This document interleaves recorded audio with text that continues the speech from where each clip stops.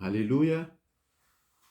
Miarabanao aminaran'i Jesosy tompoko, manaraka izao vidéo izao indray dia mampitombona amintsika tsirairay avy ny fiadanana, ny fahasoavana ary ny firaisana amin'ny fanahy-masina avy amin'Andriamanitra Ray, Jesosy Kristy Tompo.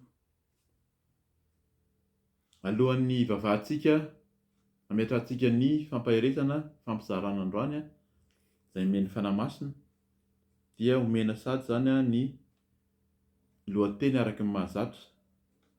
Lohateny na ny fampizarantsika zany dia hoe aza miaraka amin'ny mpaniratsira. Aza miaraka amin'ny mpaniratsira. Zay zany no fampahirizantsika dia hivavaka isika tompoko. Eny ny Ray any an-danitra, Jesosy Kristy Tompo fanahy masina.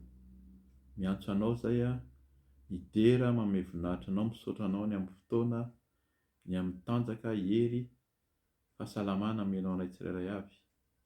Ka dia mitoera aminay Tompo ary indrindra miasaha amin'izao fotoana izao. Mamindra fo mandrakariva ary efa hifonako aminao foana ny fahalemena, ny tsy fantanterahana, ny tsy fahamendrena rehetra tsy araka ny sitraponao mangataka ny ranao Jesosy. Narotsaka ao teo amin'ny hazofijaliana nadio tanteraka na vao sy hanasa ny tenako manontolo ny fo, ny fanahy Tompo. Ka dia lamino sy tantany indray ny fotoana rehetra. Aoka ianao ny asa, aoka andranao soa an-dakotra ary hanala ny asan'ny Satana, dorana amin'ny ranao Jesosy, aroahana amin'ny ranao Jesosy Kristy. Inona fikasan'ny Satana, asan'ny devoly, fanakorontanana, fanakanana, ny loza, ny fahafatesana, ny aretina, tsy hanjaka amin'ny tenako, amin'ny ankonako, amin'ny fianakaviana, amin'ny asa fanompona amin'ireo mpanomponao maro, dia aoka ianao ny asa, aoka ianao handrakotra ny ranao soa, ary indrindra raha hifampizara ny teninao dia fenoy ny fananao masina, aoka ianao fanahy masina, hiteny hanambara ary tsisy mambaraka fa tsy ny sitraponao irery ihany, dia mitenena araka ny fombanao fa vonin-kiainy koa ny mpanomponao amin'ny anaran'i Jesosy Kristy. Amen. Amen. Dia arak'izany zany dia ny lohateny ifampizarantsika aza miaraka amin'ny mpaniratsira. Raisintsika sady ny tenin'Andriamanitra izay akantsika fampahirizana amin'izany dia amin'ny salamy voalohany. Salamy voalohany, andiny voalohany sy faharoa, amin'ny anaran'i Jesosy hoe: sambatra ny olona izay tsy manaraka ny fisainan'ny ratsy fanahy, sady tsy mijanona eo amin'ny lalan'ny falehan'ny mpanota, ary tsy mipetraka eo amin'ny fipetrahan'ny mpaniratsira. Fa ny lalan'ny Tompo no sitrany, eny lalànany no saintsainy andro aman'alina. Amen. Dia araka ny henontsika teo zany dia efa misy toerana fipetrahan'ny mpaniratsira, dia notakian'ny Tompo hoe sambatra ny olona izay tsy mipetraka amin'izay fipetrahana izay zany. Zany efa fantatsika mialoha zany, indrindra hoe mahafantatra ny tenin'Andriamanitra, mpanompon'Andriamanitra, raha izao ianao vao manomboka mihaino izany fampahirizana izany dia tokony fantatrao fa misy fitoerana izay fipetrahan'ny mpaniratsira. Ny mpaniratsira dia ny olona izay iasan'ny fanahy ratsy. Mila fantatsika foana moa zany fa misy foana ny fanahy ratsy sy ny fanahy tsara. Dia fantatry ny maro zany fa ny fanahy ratsy koa dia miasa, ary dia antsoiny misy olona manompo ny fanahy ratsy, ny mpamosavy, ny mpanompo sampy. Fa isika dia efa nasehon'ny Tompo ny amin'ny fanahy tsara, dia ilay Andriamanitra, fanahin'Andriamanitra izay nahary izao rehetra izao. Io ilay fanahin'Andriamanitra io resantsika koa avy eo zany hoe iza ilay Andriamanitra io, resahana fohy avy eo, satria io ilay niantso an'i Abrahama, niseho tamin'ny Abrahama, Isaka sy Jakoba sy ny zanak'Israely, ary hatramin'ny nandraha ny zanalahy tokana tao amin'io zanak'Israely io ny fidiny.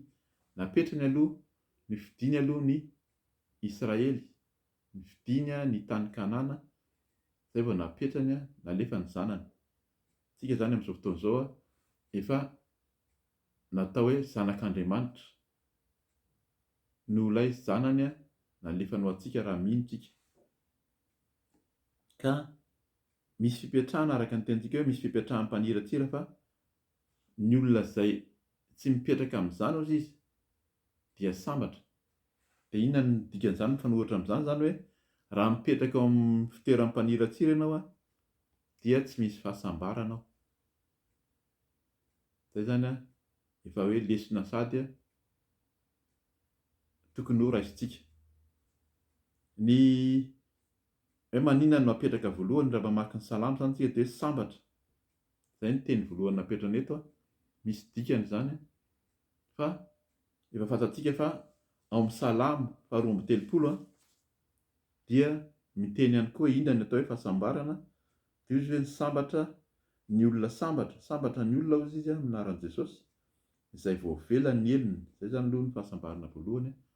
Dikan'izany olona efa mibebaka sy namindran'ny tompo fo sy ary voasarona amin'ny fahotany. Sambatra ny olona izay tsy isain'ny tompo eloko ary tsy misy fitaka ny fanahiny.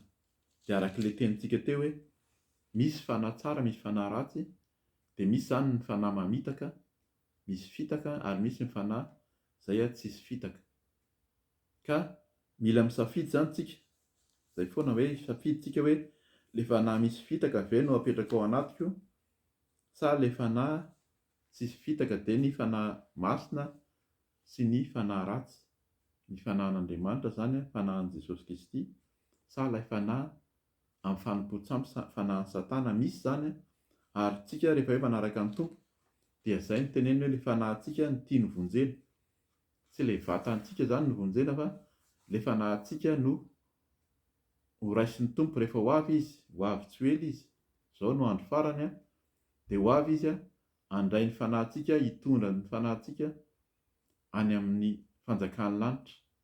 Ary amin'izao dia maro mihitsy mamaky any izany hoe misy zany hoe fanahy hoe tsy eto ary izy hoe sambatra ny olona izay tsy manaraka ny fisainany ratsy fanahy. Zay ilay resantsika hoe misy fanahy ratsy fanahy. Dia misy mihitsy miteny hoe tsisy intsony ny resaka fanahy fa tamin'ny taloha zany, fa ny fanahin'Andriamanitra tsy miasa intsony, fa manao ny fanahin'ny olona sy ny fahaizan'ny olona, ny fahalalany no entiny manambara zany, manazava na ny tenin'Andriamanitra sy ny fitantanana ny asan'Andriamanitra, fa tsisy fanahin'ny tompo intsony. Fanahin'ny tompo dia mbola omeny, arotsany atao tahaka ny teneniny tany amin'ny Joela tany, ary ny teneniny tao amin'ny asan'ny apôstôly zany hoe arotsany amin'ny olona tsirairay avy ny fanahiny ary efa nasehoany zany. Tsy tamin'izany ihany fa hatramin'izao zany dia miasa ny fanahin'Andriamanitra, ary Andriamanitra ozy izy tsy miova hatramin'ny taloha, ankehitriny ary mandrakizay. Dia izany ihany koa voakitsika avy eo hoe ilay fanahin'Andriamanitra, ilay Andriamanitra nahary ny lanitra sy ny tany io, ilay fanahiny io no efa namangina ny Abrahama, namoahany azy tao amin'ny toeran'ny mpaniratsira. Raisintsika fohifohy zany amin'ny salamo ity hoe sambatra ny olona izay tsy manaraka ny fisainany ratsy fanahy ary tsy mijanona eo amin'ny lalan'ny falehan'ny mpanota. Dia arak'ilay teny teo rehefa voavelany elika ao zany dia tsy ao anatin'ny mpanota intsony. Ary Jesosy koa raha vao nanomboka niteny raha nampianatra, hitantsika zany any Matthieu 5, lasa hoe jerena kely ihany amin'ny anaran'i Jesosy hoe raha niteny izy, raha betsaka na fampianarana isan'ny fampianarana voalohany nataon'i Jesosy, vakiako kely ny 5 ny Matthieu hatramin'ny 1:12 izay fantatsika hoe ahoana no nitenenany an'izy amin'ny anaran'i Jesosy hoe ary Jesosy no nahita ny vahoaka dia niakatra teo an-tendrombohitra. Rehefa tafapetraka izy dia nanantona azy ny mpianany, dia nanomboka niteny izy ka nampianatra azy ireo hoe tamin'i Jesosy niteny tamin'ny salamo ny sambatra no napetrany voalohany. Jesosy vao nanomboka niteny dia nampianatra azy. Dia inona ny tenenin'i Jesosy? Hozy izy hoe sambatra ny mantra-panahy, sambatra ny malemy fanahy, sambatra ny noana mangetaita ny fahamarinana, sambatra ny mpamindra fo, sambatra ny madio am-po. Izany rehetra izany dia mba hahitan'Andriamanitra, hahitan'ny fanjakan'Andriamanitra. Sambatra ny mpampihavana, sambatra izay enjehana noho ny fahamarinana fa azy ny fanjakan'ny lanitra. Izany hoe ny fanjakan'ny lanitra foana no tenenin Jesosy a. Sambatra ianareo raha aratsian'ny olona sy enjehany, arasian'izay teny ratsy rehetra itenenan'ny lainga, anareo no ny amiko. Mifalia sy miravoravo ianareo fa lehibe ny valim-pitianareo any an-danitra, fa toy izany ihany no nanenjehany ny mpaminany izay talohanareo. Ny valim-pitiantsika dia any an-danitra. Raha miandry valim-pitia aty tany atsika dia ao amin'ny Matteo toko 1 raha manohy ianao dia etỳ tany ny valim-pitia dia ho an'ny olona mandainga tia harena, tia vola, mety manana an'izany izy fa efa azo ny valim-pitia ny etỳ tany. Fa ny antsika ny valim-pitiantsika izany dia ilay any an-danitra. Fa ny tenin'ny Tompo amintsika, raha tia azo fahasambarana antsika dia iverenantsika amin'ilay salamo voalohany teo. Ny olona tsy manaraka amin'ny sainany ratsy fanahy, izay aloha anankiray dia tsy mijanona eo amin'ny lalan'ny falehan'ny mpanota. Fa fantatsika misy lalana falehan'ny mpanota, ny fijangajangana, ny falitoana rehetra, ny fisotoka, ny fohana sigara. Eto dia mampatsiahy mihitsy, tsy mamenatra ny teny an'izany. Tsika izany zanak'Andriamanitra, mpanompon'Andriamanitra, mizara ny fanafahana. Jesosy ny teny hoe raha ny zanaka no afaka dia ho afaka tokoa ianareo. Kanefa raha isika ary izay mitory izany, na dia kely ary izay mahatonga antsika hoe mifona sy mangataka ny fanafahan'ny Tompo araka ilay teny teo hoe sambatra ny olona voavela heloka voasarona amin'ny fahotana, dia mila afaka amin'ny fahalemena rehetra. Mety heverina fa kely ny lainga, ny fitaka, ny fisotroana toaka, ny fohana sigara. Raha tsika izany mbola amin'izany dia mangataka ny Tompo mba ho ahafahany fa tsisy fahasambarana ao anatin'izany. Izany no alehan'ny mpanota. Ary izay mahatonga ny hoe maninona moa izany no enjehana misy ny sasany hoe tsy maninona izany fa ao anatin'ny fiainana daholo ary. Fa matoa sakanana eo amin'ny fiarahamonina ary ny amin'ny zavatra ohatran'ireny hoe tsy atao betsaka fa manimba fahasalamana, dia hita fa lalan'ny ratsy fanahy izy fa alehan'ny mpanota. Izay izany mila hitandremantsika. Ary tsy mipetraka eo amin'ny fipetrahan'ny mpaniratsira.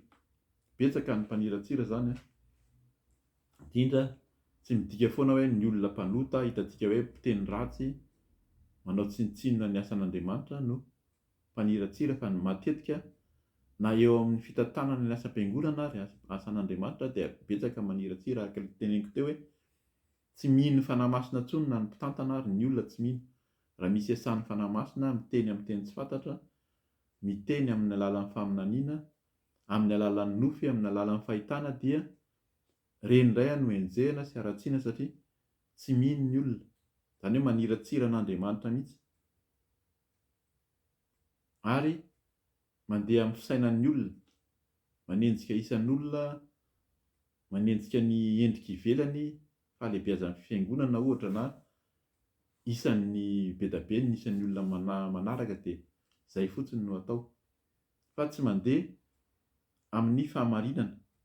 Fahamarinana dia ilay maniratsira izany araka ny tentsika hoe misy ny fiaraha-mivavaka amin'izao dia manamafy mihitsy ary manamarina fa azo atao ny manamasina ny fanambadian'ny olona miaraka lahy sy ny lahy, vavy sy ny vavy. Faniratsirana izany. Ka ao anatin'izany koa ny amin'ny hoe miteny ny Tompo ny amin'ny tsy fanompoan-tsampy, tsy hanaovana sarin-davatra voasikotra, fa ny sasany dia tena mino mihitsy. Manao sary izy, sary vita tanana, na mety hoe sarin'olona izay heverina tamin'ny acteur na mpanao sinema, nanao fotoana nanao inona moa izy teo, rôle moa izany, nanao ny asan'ny Tompo izy izany tao amin'ny sinema tao, tamin'ilay sary mihetsika, dia iny izany no asehon'ilay olona ity mihitsy ny Jesosy. Izany dia fanompoan-tsampy. Mila mitandrina daholo izany tsika amin'ny hoe tandrema fa ao anatin'ny faniratsirana izany. Andininy faharoa moa izany ny hamaranako azy amin'ity salamo ity hoe fa ny lalan'ny tompo no sitrany, eny lalànany no saintsainy andro aman'alina. Lalan'ny tompo dia ny lalan'i Jesosy tsika zany nifidy hanaraka an'i Jesosy Kristy dia inona ny lalan'i Jesosy Kristy? Be dia be ny fampianaranao. Ankoatra ny nampianaran'i Jesosy Kristy dia betsaka ireo mpianany na mpianatra ary ny fampianarana maro zay tena voasoratra amin'ny testamenta vaovao zany dia ny fampianarana izay nentin'ireo mpianatra indrindra izay ny antsony amin'ny Paoly apôstôly koa dia nahita mihitsy hoe tamin'ny taloha izy tsy nanaraka an'i Jesosy na dia nafantatra ihany ary hoe nisy ilay Andriamanitry ny Jiosy. Fa rehefa tonga ny tompo izy dia anisan'ny nanenjika ny mpianatra Jesosy, fa rehefa niseho tany ny tompo dia nandeha tamin'ny lalan'ny tompo izy, niova, natao batisa ary nitory sy nanambara ny voninahitr'Andriamanitra tamin'ny alehany rehetra. Dia izay izy hoe lasa misaintsaina ny lalànany, saintsainy andro aman'alina. Misy lalàna ihany koa zany amin'ny fanarahana ny tompo, fa tsy afaka mandeha fotsiny amin'izao tsika. Efa nisy fampianarana teo alohany amin'ny hoe mpianatra sy mpino, amin'ny teny frantsay izy mazava tsara hoe croyant na disciple. Disciple zany misy discipline, arahana zany misy lalàna izay arahana saintsaina andro aman'alina amin'ny fanarahana ny tompo. Zay ny anazavantsika an'io salamy io. Fa ho raisintsika ny ao amin'ny Genesisy toko faha-12. Genesisy toko faha-12 dia eo amin'ny andiny voalohany ka hatramin'ny tapany voalohany andiny faha-efatra amin'ny anaran'i Jesosy. Eto zany ny lohateny eto amin'ny baibolika dia hoe miantso an'i Abrahama handao ny tanindrazany Andriamanitra. Aroy ny tompo tamin'ny Abrahama, mandehana miala amin'ny taninao sy ny havanao ary ny tranorainao akany amin'ny tany izay asehoko anao. Hahatonga anao firenena lehibe aho, sady hitahy anao sy ahalehibe ny anaranao. Ho fitahiana tokoa ianao, hitahy izay manisy soa anao aho, fa hanozona izay manozona anao. Aminao no hitahiana ny firenena rehetra ambonin'ny tany. Dia nandeha Abrahama araka izay nolazain'ny tompo taminy. Zay zany eto dia ny tompo mihitsy, Andriamanitra koa zany araka ilay teny teo. Ahoana moa nahitana inony fa Abrahama hoe mandeha misy miteny ohatr'izany, fa ilay fanan'Andriamanitra no niteny tany. Indraindray koa ny tompo ny tena miseho mihitsy amin'ny fomba samihafa. Araka ny tantara eto zany dia rehefa niravan'Andriamanitra ny tany sy ny safodrano, raha mamaky eo aloha ianao zany, zay mahatsara ny hoe mila mahafantatra ilay tenin'Andriamanitra zany tsika mamaky. Rehefa niodina tamin'Andriamanitra ny olona, nanao izay ratsy teo anatrehan'Andriamanitra na dia noforonin'Andriamanitra ary, dia nalahelo ny tompo dia noravany. Tafiditra kely ihany amin'izay mba tsy ho gaga tsika hoe nahoana moa zany no resahana indray zany amin'ny anaran'i Jesosy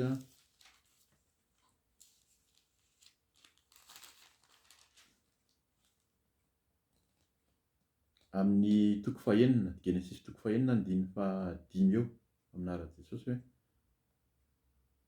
ary hitan'ny tompo fa be ny faharatsian'ny olona tetỳ ambony tany, koa izay fisainana rehetra foroniny fony dia ratsy ihany mandritry ny andro. Ary ny tompo nanenina noho ny nanaovan'ny olona teto ambony tany ka nalahelo ny fony. Dia io ny tompo ariako tsisy ambony tany ny olona izay noariako, hatramin'ny olona ka hatramin'ny biby fiompy sy ny biby mandady na mikisaka, mba mivory manidina. Fa manenina aho noho ny nanaovako azy, fa Noa kosa dia nahita fitia teo mason'ny tompo. Hitantsika amin'izany fa nanenina ny tompo amin'ny faharatsian'ny olona. Rehefa ratsy zany ny olona dia tezitra Andriamanitra. Mila fantatra koa izay fa Andriamanitra dia mampiasa ny fahatezerana. fa maninona izy no mifidy no manokana dikan'izay no dia tsara tena nandeha tamin'ny hitsiny sy ny fahamarinana no tsy nipetraka teo amin'ilay mpaniratsira ka dia nividian'Andriamanitra manokana no vonjeny izy sy ny taranany zany. Tsy handeha lavitra amin'ny tantaran'ny Noa tsika fa hiditra amin'ilay an'ny Abrahama teo. Dia ny tiako lazaina amin'ilay hatramin'izay zany rehefa rava nisy ny safi-drano dia nanomboka tao amin'ny Noa zany ny tarana indray lasa nampitombo ny olona tetỳ ambony tany. Dia lasa feno olona indray zany teto amin'ny tany teto ambony tany. Fotoana ela taty aoriana dia verina ihany ilay olona nanomboka amin'ny fanompoan-tsampy sy ny faharatsiana. Dia izay nahatonga an'Andriamanitra, nahatonga ny Tompo niteny tamin'ny Abrahama hoe miandehana miala amin'ny taninao sy ny havanao ary ny trano rainao akamin'ny tany izay asehoko anao. Izay zany hoe aza mipetraka ao amin'ny mpaniratsira, aza miaraka amin'ny mpaniratsira dia izay mihitsy nataon'Andriamanitra tamin'ny Abrahama. Feno faniratsirana ny anaran'Andriamanitra tao dia nesoriny tao. Aza gaga ianao zany, aza gaga tsika raha amin'ny fotoana misy fotoana hanesoran'Andriamanitra antsika. Indraindray ny Tompo efa miteny mialoha na tsy miteny amin'ny alalan'ny nofy, amin'ny alalan'ny zavatra miseho. Mahita ianao hoe toatra ny taona tsisy mandeha intsony ny fiainanao na misy antso hiverenanao amin'ny Tompo dia samy manana ny lalany. Eto zany Abrahama dia nasainy mivoaka teo amin'ny fianakaviany. Ny lalantsika tsiraray avy mety izay mihitsy ary izay nakabeazan'ny olona mpanompon'Andriamanitra raha miheno fijoroam-bavolombelona dia misy foana ny fampisarahana. Misy foana ny fampisarahana. Eo zany nisy fampiarezana izay efa nozaraina ao amin'ny fiaraha-mivavaka hoe raha tia ny rainao sy ny reninao ianao, ny havanao, ny zanakao sy ny vadinao mihoatra n'Andriamanitra, mihoatra ny Tompo, mihoatra ny Jesosy, dia tsy miendrika azy. Ka izay zany tokony raha tia ny Tompo homendrika anazy ary hanome zavatra tsara izy tahaka ny ataony tamin'ny Abrahama teto. Matoa ny Tompo zany manala anao amin'ny fitoerana ratsy ary izay tsika zany izay foana nitakian'ny Tompo amintsika amin'izao fotoana izao hoe miala tao. Raha hitanao fa misy faniratsiran'Andriamanitra, misy sasany hoe matahotra ianao na mety hoe mieritreritra hoe mampalahelo na manahirana, simba ny fiarahamonina, simba ny fiaraha-mivavaka, fa raha misy faniratsiran'Andriamanitra dia miala tao. Faniratsiran'Andriamanitra dia tsara ianao zany mihaino ny vidéo maro izay mampianatra hoe inona daholo izany faniratsiran'Andriamanitra izany, fa ilay fihezina amin'ny fiteny mahazatra, ny fijangajangana, ny loto, ny lainga, ny fanompoan-tsampy. Fa betsaka amin'ny fampianarana izay tsy mandeha intsony amin'ny fahamarinana sy ny fahamasinan'Andriamanitra, misy faniratsirana zany. Ka tahaka ny Abrahama teto, tao anatin'ny olona na firenena na taranaka tsy mino an'Andriamanitra intsony izy, fa izy nanomboka teo amin'ny Abrahama natao hoe rain'ny finoana. Natsoin'Andriamanitra manokana izy, nisehon'Andriamanitra dia mandehana hozy izy. Ary inona ny tena nataony eto hoe nahatonga antsika namaky hatramin'ny 14 tapany voalohany iny hoe amin'ny anaran'i Jesosy dia nandeha Abrahama araka izay nolazain'ny Tompo taminy. Dikan'izany naheno feo hoe izy sa tena niteny tamin'ny Tompo sa tena nijery nahita mivantana, fa rehefa tena tonga amintsika ny Tompo manana fomba fiasana izy, izay ilay fanahy masina amin'ny tsy takatry ny saina hanala antsika ao amin'ny fahotana, ao amin'ny faharatsiana, dia mila miala tao tsika. Miala, tsy miaraka amin'ny mpaniratsira hozy izy ary tsy mandeha amin'ny lalan'ny ratsy fanahy. Ka izay teny izay zany no teny men'ny Tompo antsika, aza miaraka amin'ny mpaniratsira. Dia tahaka ny Abrahama, tahaka ny teny natao amin'ny Salamo, dia aza miray amin'ny mpaniratsira fa tsy ahitanao soa, tsy mahasambatra anao araka ny teniko, fa ny Tompo tadiavina manomboka izao. Tadiavy ny Tompo, aiza misy an'izany Jesosy zany, aiza misy an'izany fanahy masina izany, tsy misy an'izany afa-tsy ao amin'ny famakitsika ny tenin'Andriamanitra, fanafantarana ny tenin'Andriamanitra, ary ny fahazontsika mivavaka mitady azy andro aman'alina. Matio 4 averina foana, hoy ny Tompo amin'izy teo an-tendrombohitra zany raha tohizana ny tenin'Andriamanitra dia hoe midira hozy izy ao amin'ny fa ianao kosa raha mivavaka midira ao amin'ny efitranonao dia rindrina hozy izy fa ny rainao izay mahitanao mangingina izy no hamaly anao. Tadiavo ny Tompo tsika tsirairay avy dia samy ahita ny Tompo ary hamaly antsika izy raha tena mitady azy amin'ny fontsika tokoa tsika, ary koa zany mandroso aloha amin'ny fibebahana mitady amin'ny fo zany moa zany efa mibebaka, fa miala amin'ny ratsy fanao dia ahita ilay fahasambarana sady ahita ny Tompo tsika tsirairay avy. Dia misaotra ny Tompo tsika amin'ny teny izay nomeny androany, ny voninahitra ho an'Andriamanitra irery ihany, manao velomanao amin'ny anaran'i Jesosy Tompoko. Amen.